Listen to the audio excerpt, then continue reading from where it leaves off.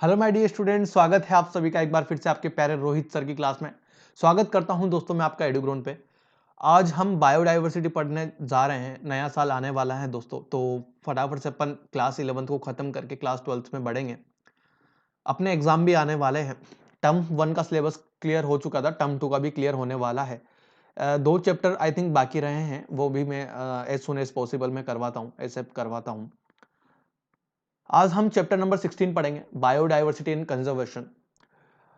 Biodiversity word सुन के ही समझ में आ रहा है कि ये कंप्लीट एक ऐसा वर्ड है ना जिसमें बायो आता है। बायो का मतलब होता है एक ज्योग्राफी का एक बहुत महत्वपूर्ण हिस्सा। लेकिन जब डाइवर्सिटी आ जाता है तो मैं समझ पा रहा हूं कि ये पूरी ज्योग्राफी की बात कर रहा है। बायोडाइवर्सिटी का मतलब मैं लगभग संपूर्ण ज्योग्राफी की बात कर रहा हूं मेरे दोस्तों। तो यहां हम बायोडाइवर्सिटी एंड कंजर्वेशन का मतलब होता है सर कि कंजर्व, हम उन्हें संरक्षित करें, हम उन्हें सुरक्षित करें।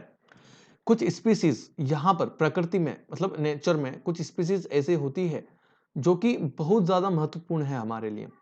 जैसे आज आप देख पा रहे होंगे कि लोग हाथी के दांतों का बिजनेस करते हैं, व्यापार करते हैं, क्योंकि वो बहुत महंगे बिकते हैं विदेशों में। बारहसिंगा के सिंग जो कि एक बहुत महत्वपूर्ण है, और काले हिरन, मतलब इसने कोई ऐसी स्पीसीज है अपने इंडिया में बहुत महत्वपूर्ण स्पीसीज है। या फिर it's not even for India, in for the world there are lots of species which are very specious for our country, for their country also. So उनका कंजर्वेशन करना इसलिए जरूरी हो जाता है क्योंकि लोग उन्हें मारते हैं, उन्हें विलुप्त करने पे लगे रहते हैं। विलुप्त करने का यहाँ पर तात्पर्य, यहाँ पर मीन्स ये है कि वो स्पीसीज खत्म होने वाली है और हम उनका कंजर्वेशन करें। इसलिए हम बायोडाइवर्सिटी एंड कंजर्वेशन पढ़ने जा रहे हैं मेरे दोस्तों। हम लोग क्या करने वाले हैं बायोडाइवर्सिटी और कंजर्वेशन में, वो मैं आगे बताऊंगा। फिलहाल शुरुआत करते हैं बायोडाइवर्सिटी एंड कंजर्वेशन से। चैप्टर नंबर 16 है ज्योग्राफी का, मेरे यानी रोहित के साथ। चलिए शुरू करते हैं।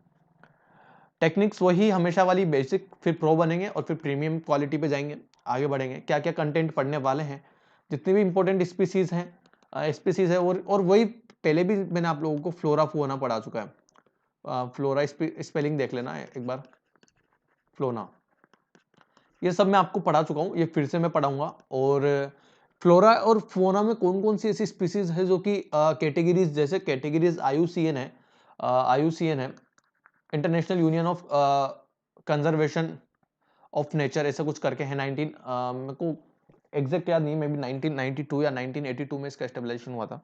एक सेकंड रुकिए, मैं देखता हूँ आईयूसीएन का एस्टेब्लिशन कब हुआ था।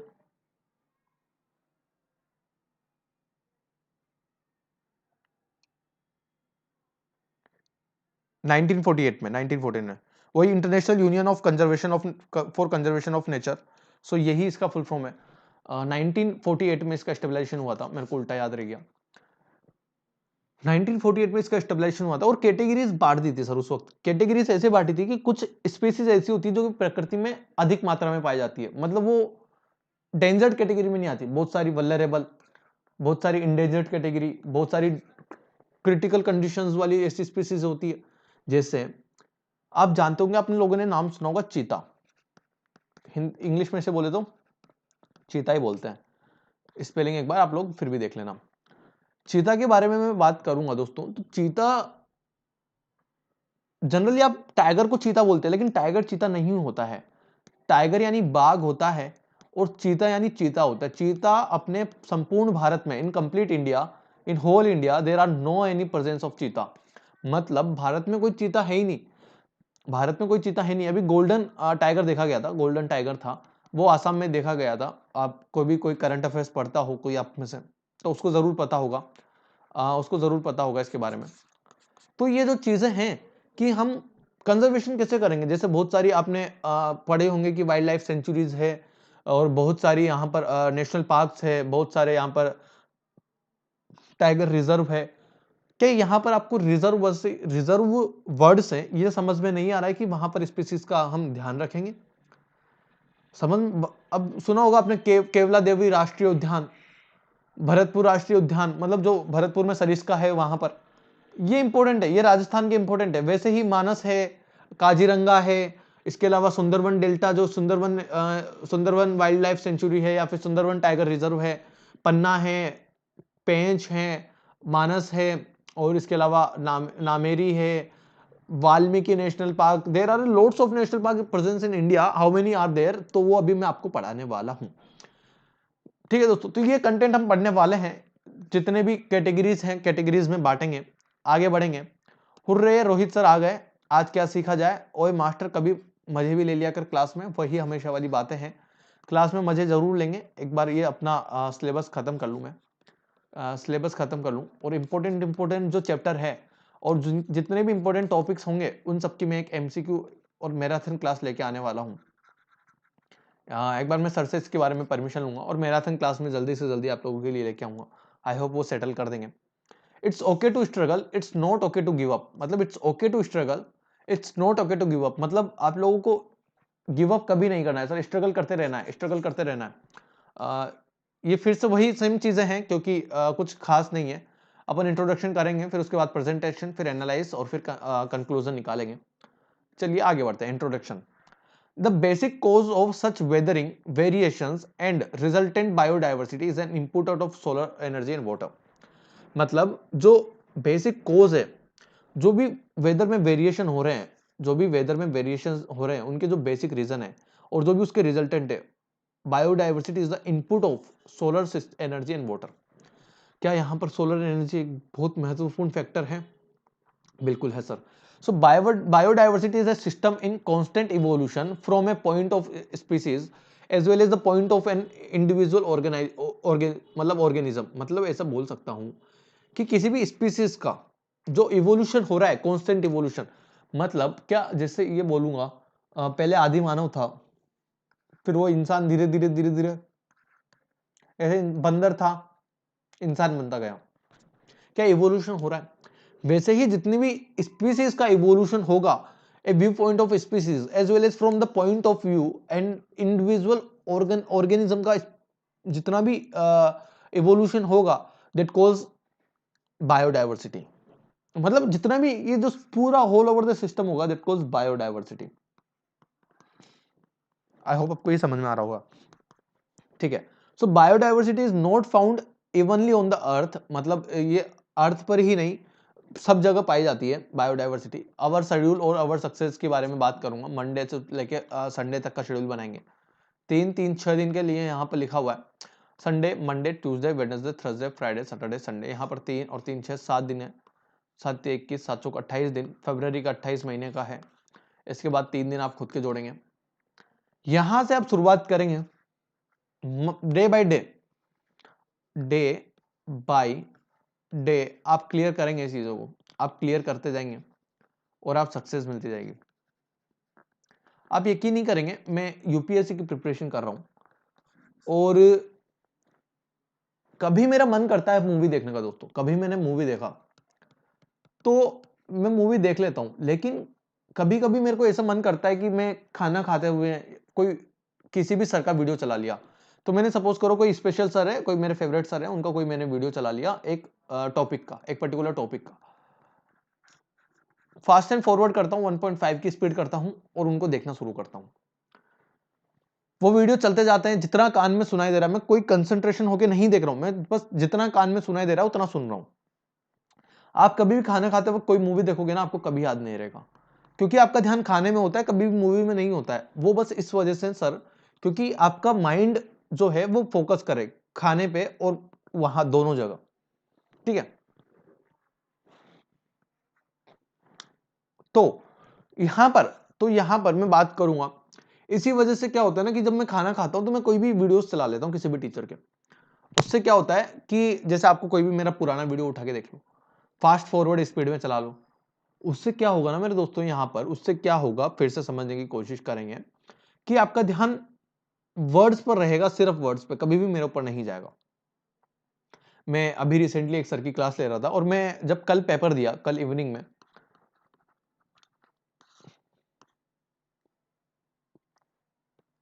एक पॉइंट ऐसा टपका, मतलब सीधा उस क्लास में से सीधा का सीधा क्वेश्चन टपक गया।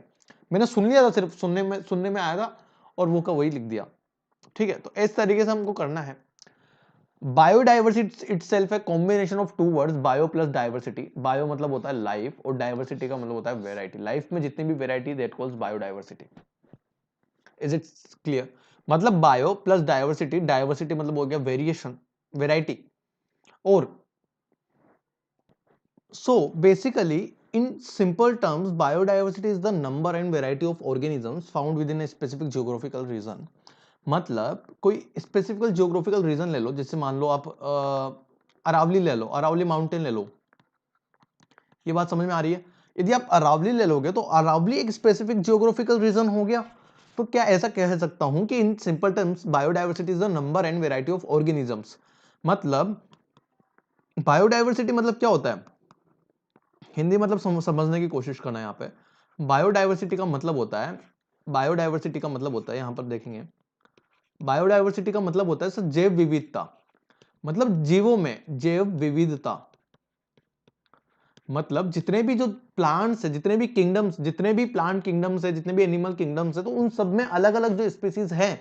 मतलब in simple terms biodiversity is the number and variety of organisms in found in a specific geographical region. मतलब यदि मैं एक अरावली के बारे में बात कर लूं, ये एक स्पेसिफिकल जियोग्राफिकल रीजन हो गया, इसके अंदर जो पाई जाती है जो स्पीसीज की varieties, that calls biodiversity.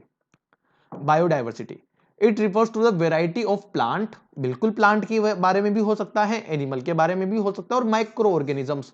Micro organism जैसे अमीबा हो गया, अमीबा हो गया, न्यूक्लिया हो गया, जितने भी मतलब बहुत ज्यादा स्मॉल साइज में जो होते हैं, बहुत ज्यादा स्मॉल साइज में जो होते हैं, दैट कॉल्स माइक्रो ऑर्गेनिजम्स। मतलब जिनके साइज में माइक्रो माइक्रो लेवल की साइज होती है, माइक्रो मैक्रो इस टाइप की जो साइज होती है, that calls micro organisms. Is it clear? The genes they contain and the ecosystems they form, it relates to the variability among living organisms on the earth, including the variability within the between the species and the that within the ecosystem। मतलब basically ऐसी ऐसी varieties जो एक ecosystem में और एक particular species के बीच में पाई जाती है। लाइक फिर से समझने की कोशिश करेंगे, it refers to the variety of plant, animals and microorganism, the genes they contains and the ecosystem they form। मतलब ऐसे जीन्स जो रखते हैं और एक ऐसा इकोसिस्टम जो वो बनाते हैं। सपोज करें मैं एक बात करूंगा, एक पर्टिकुलर, जैसे मैं बात करूं एक सी की, वो एक ऐसा इकोसिस्टम बनाते हैं अपने चारों ओर जिसे अपन बायोस्फीयर बोलते हैं। सपोज करें, it relates to the variability among live organisms, living organisms on the earth, including the variability within the species that the within and between the ecosystem। मतलब जो स्पीसीज यहां पर रहती है और जो इकोसिस्टम के अंदर मौजूद हैं, उन सबके बीच की जो वेरिएबिलिटी है। यहां तक बात समझ में आ रही है? चलिए आगे बढ़ते हैं। बायोडाइवर्सिटी दिखाई दे रहा है, ये फ्लोरा अपन प्लांट्स को बोलेंगे, प्लांट्स को अपन यहाँ पे फ्लोरा बोलेंगे। और फोना किसे बोलेंगे सर? जो एनिमल जो चीजें हैं, जितनी भी एनिमल किंगडम वाली चीजें हैं, उन्हें जो एनिमल किंगडम वाली स्पीसीज है, ये तो हो गई sir flora. Flora and that cause, ये हो गए सर फोना। यहां पर कॉकरोच दिखाई दे रहा होगा आपको, यहाँ पे जो एलिफेंट है, यहाँ पर डियर जो हिरन है, मे बी हैन यानी मुर्गी या फिर कोक यानी मुर्गा, जो भी होगा।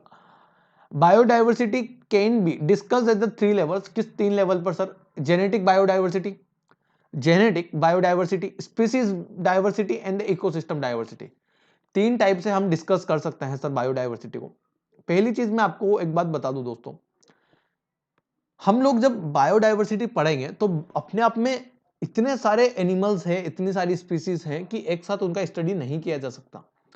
तो हम क्या करते हैं ना कि उनको डिवाइड कर देते हैं। जैसे हम रिवर के बारे में पढ़ा, हमने जब ड्रेनेज सिस्टम पढ़ा था, तो हम सारी रिवर्स को एक साथ नहीं पढ़ सकते, तो हमने उनको दो भागों में डिवाइड कर दिया। फर्स्ट है हिमालयन रिवर एंड सेकंड है पेनिनसुलर रिवर। तो ऐसे ही किसी भी चीज को डिवाइड कर देते हैं। जैसे स्ट्रक्चर को सारे को एक साथ नहीं पढ़ सकते, पहले ट्राइंगल बनाया, ट्राइंगल के बाद फिर अपन ने रेक्टेंगल बनाया, सर्कल बनाया, स्क्वायर बनाया, इस तरीके से सारी चीजें बनाई। तो क्या ऐसा कहा जा सकता है मेरे दोस्तों कि हम लोग जब किसी भी एक बड़े फील्ड के बारे में बात करेंगे तो नीचे ब्रांच बनानी पड़ती है। जैसे कोई भी कंपनी का सीईओ होता है तो वो ब्रांच बनाता है नहीं बनाता, कि एक दिल्ली में ब्रांच होने से काम नहीं चलता है सर। हर ब्रांच का अलग अलग मैनेजर बनाना पड़ता है, हर ब्रांच बनानी पड़ती है। एक दिल्ली में भी वो बना रखा है तो दिल्ली में भी उसको अपनी ब्रांच बनानी पड़ेगी। मतलब जैसे एक एचओडी होगा, एक उसका सीईओ होगा, एक मैनेजमेंट डायरेक्टर होगा, एक पता नहीं क्या होगा, एक असिस्टेंट डायरेक्टर होगा, ऐसे करके सारी चीजें होने वाली है। ठीक है दोस्तों, इस तरीके से हमने यहां पर 3 भागों में विभाजित किया। फर्स्ट है जेनेटिक डाइवर्सिटी, सेकंड है स्पीसीज डाइवर्सिटी, थर्ड है ecosystem diversity. Is it clear?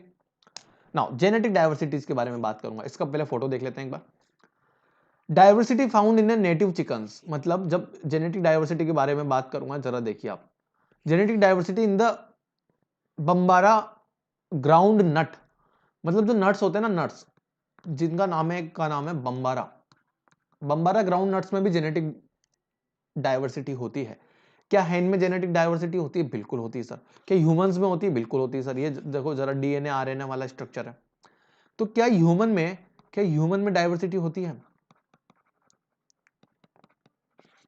Human में डाइवर्सिटी हो रही है तो वो जेनेटिक डाइवर्सिटी हो रही है? बिल्कुल सर, जेनेटिक डाइवर्सिटी ही हो रही है। आज हम इतने बढ़ते जा रहे हैं, क्या जेनेटिक की वजह से है? नहीं है। तो बहुत सारी स्पीसीज ऐसी है जो जेनेटिक की वजह से, जैसे हैन वगैरह, जैसे चिकन्स वगैरह, समझ पा रहे हैं? So genetic diversity is the diversity, genetics genes are the basic building blocks of variation life forms. Obviously बात है, जिस तरीके से बिल्डिंग में ब्लॉक्स बने होते हैं, उसी तरीके से उस पर जैसे बिल्डिंग खड़ी होती है, बिल्डिंग विभाजित होती है, उसी तरीके से क्या gene are the building blocks of various life, हमारी लाइफ के ब्लॉक्स हैं। Genetic biodiversity refers to the variation of genes within species. अलग अलग स्पीसीज में अलग अलग जीन्स होंगे, तो क्या उन जीन्स पर, जितने भी वो जीन्स होंगे, क्या अलग अलग जीन्स पर डिपेंड करेगा biodiversity? Groups of individual organisms having certain similarities in the physical characteristics are called species. मतलब जैसे ह्यूमन स्पीसीज के बारे में बात करूंगा, तो कोई व्यक्ति जिसके हाथ पैर नहीं है, तो क्या वो ह्यूमन स्पीसीज में नहीं आता? बिल्कुल आता है सर। लेकिन क्या उसमें जो सेम चीज है वो क्या है sir? Individual organism having certain similarities in physical characteristics. मतलब वहां पर अलग अलग ऑर्गेनिजम्स में, लेकिन सिमिलरिटीज तो सेम ही है। वही सर, एक बात बताओ, ऑर्गेनिज्म के बारे में बात करूंगा तो कोई भी लेडी है वो भी चल सकती है और इंसान भी चल सकता है, लेकिन स्पीसीज तो अलग अलग है। हालांकि हाथ है ह्यूमन में ही है, लेकिन क्या फिर भी उन्हें बोल सकते हैं क्या? Physical characteristics are called species. ठीक है, नाउ आगे बढ़ते हैं।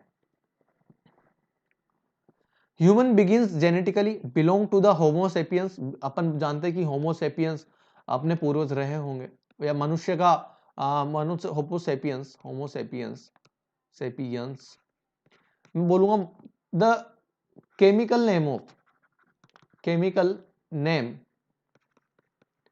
Chemical name of humans. तो आप क्या आंसर लगाओगे? आप आंसर लगाओगे सर होमोसेपियंस। यहां तक बात क्लियर आ गई? तो होमोसेपियंस, क्या बोलूंगा मैं होमोसेपियंस के बारे में? Humans begin genetically belongs to the Homo sapiens group and also differ in the characteristics such as height, color, physical appearance, etc. Considerably, considerably, this is due to the genetic diversity. This is due to मतलब जितने भी human beings हैं, उनके जो physical characteristics हैं, वो उनके same होने का रीजन क्या है? एक जेनेटिक डाइवर्सिटी है। This genetic diversity is essential for healthy breeding of population of species. यही जेनेटिक डाइवर्सिटी एक दुर्लभ है एक फॉर हेल्दी ब्रीडिंग। ठीक है, आगे बढ़ते हैं। बायोडाइवर्सिटी के टाइप्स के बारे में बात करूंगा। जेनेटिक डाइवर्सिटी समझ में आ गई, स्पीसीज डाइवर्सिटी और इकोसिस्टम मतलब ये वाली diversity. Variety of habitats, ecosystem, communities. Species diversity का मतलब हो गया variety of species in A given area, एक पर्टिकुलर एरिया के अंदर जो स्पीसीज वेराइटी होगी। और यहां पर genetic diversity difference in DNA among individuals. यहां पर बात समझ में आई। नाउ स्पीसीज डाइवर्सिटी के बारे में बात करूंगा। This refers to the variety of species, क्या ये स्पीसीज की वेराइटी को रेफर करता है? बिल्कुल sir. It related to the number of species in a different area, बिल्कुल। The diversity of species can be measured through in its richness, abundance and types. Abundance मतलब होता है सर प्रचुर मात्रा, मतलब जो भी उसमें रिचनेस है, जो भी उसमें कमी है, जो भी उसमें कमी है, मतलब जो उसमें कमी हो गई, एंड उसके जो टाइप्स हो गए। Some areas are more rich in species than others, कुछ एरिया ऐसे एरियाज होते हैं जहां पर स्पीसीज की मात्रा रिच होती है। जैसे जैसे मैं बारे में बात करूंगा, आसाम में ग्रीन हॉर्न राइनो है, ग्रीन हॉर्न राइनो नहीं, one horn rhino, one horn rhino है, वन हॉर्न राइनोसोरस है। तो क्या ये आसाम में है? तो यहां पर इसकी स्पीसीज की जो क्वांटिटी है वो रिच होगी, बिल्कुल होगी sir. Areas rich in species diversity are called hot spot and of diversity, मतलब जहां पर स्पीसीज की डाइवर्सिटी का एरिया जो रिच होगा, जहां पर ज्यादा होंगे, वहां पर सर अपन बोलेंगे हॉटस्पॉट है, हॉटस्पॉट है। यहां तक बात क्लियर? तो hotspot of diversity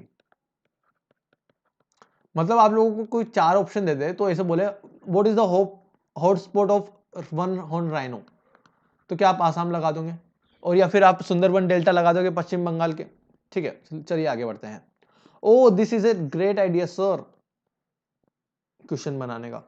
ecosystem diversity, the broad the broad the broad differences between ecosystem types and the diversity of habitats and ecological processes occurring within each ecosystem type constitute the ecosystem diversity.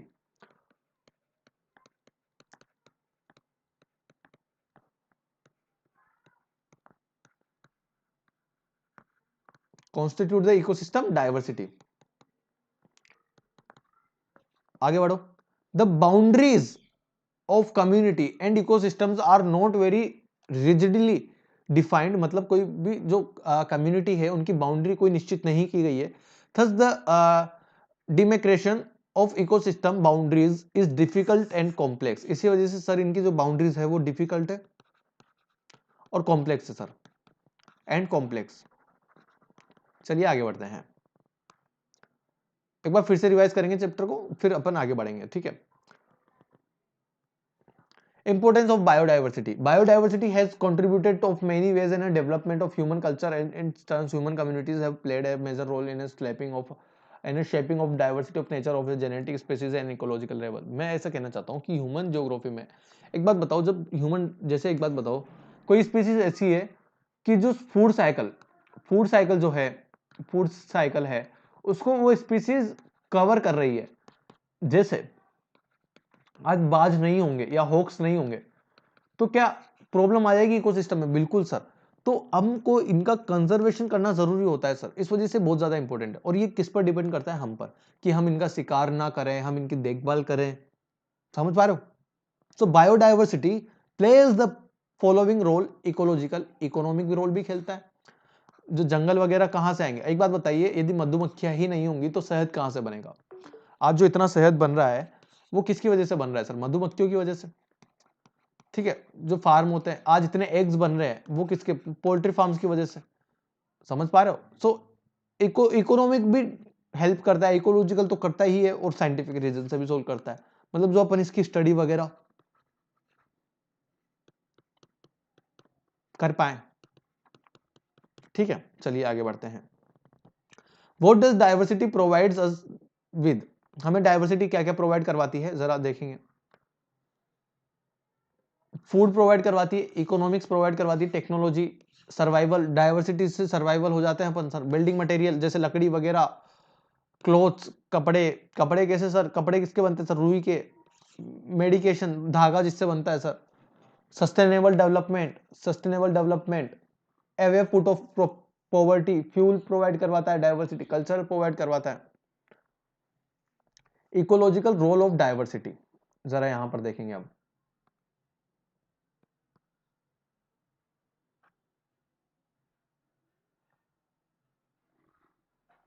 बहुत सारा है sir,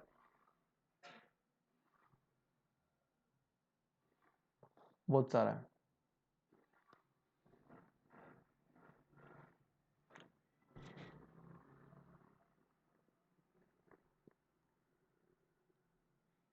ठीक है। So what is the ecological role of biodiversity दोस्तों, एक second. Ecological role of biodiversity क्या होता है? Even organism besides extending it needs, मतलब समझ पा रहे हो आप, ऑर्गेनिजम्स क्या होते हैं ना, अपनी नीड्स से भी ज्यादा एक्सट्रैक्ट करते हैं।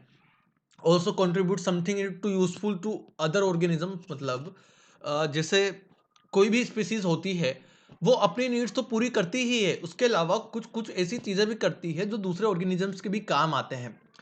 Species captures and store energy, वो एनर्जी भी स्टोर करते हैं और कैप्चर करते हैं।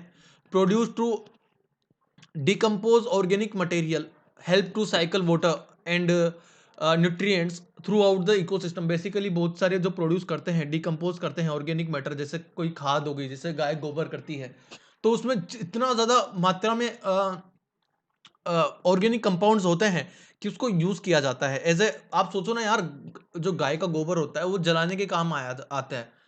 आप उससे सुखाएंगे, उसे जलाएंगे, वो मतलब आपको एलपीजी की जरूरत ही नहीं है, आपको कोयले की जरूरत ही नहीं है, तो हम कोयला क्यों यूज करें?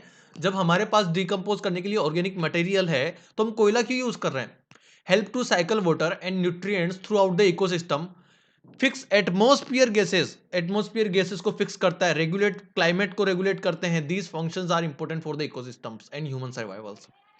The more deserve and ecosystem better at the chances of the species through adversities and attack the consequently in more productive. मतलब देखो, क्या जो diverse and ecosystem better are the chances for the species to survive through adversities and attacks. मतलब जितनी भी species है उनको chances है, बेटर चांस है कि वो सर्वाइव करे एडवर्सिटीज और अटैक्स है, एंड कॉन्सिक्वेंटली मोर प्रोडक्टिव, और फिर वो बहुत ज्यादा प्रोडक्टिव होता है। Important of biodiversity to humankind क्या क्या है? Economic role of biodiversity for all human, biodiversity is an important resource day by day for life, because obviously बात है ना यार। अभी एक बात बताओ, गाय वगैरह का दूध नहीं होगा तो क्या डेली लाइफ चल पाएगी? चाय पी पाएंगे? नहीं ना। पूरी दुनिया में सबसे ज्यादा चाय पीने वाला जो देश है वो भारत ही है। One important part of the biodiversity is crop diversity, मतलब जो खेती होती है, which is also called the agro biodiversity. Biodiversity is seen as a reservoir of resources to be drawn upon the manufacture of food, pharmaceutical, and cosmetic products. These concept of biological resources is responsible for the deterioration of biodiversity. Some of the important economic commodities that biodiversity supplies to humankind are food. मतलब biodiversity क्या क्या supply करती है humankind को? Food, crop, livestock, forest, fishes, etc. ठीक है, तो scientific role of biodiversity अपन यहां से कल पढ़ेंगे। ठीक है दोस्तों, फिलहाल के लिए वीडियो इतने, तब तक के लिए प्यार बनाते रहें। जय हिंद, जय भारत, शुक्रिया।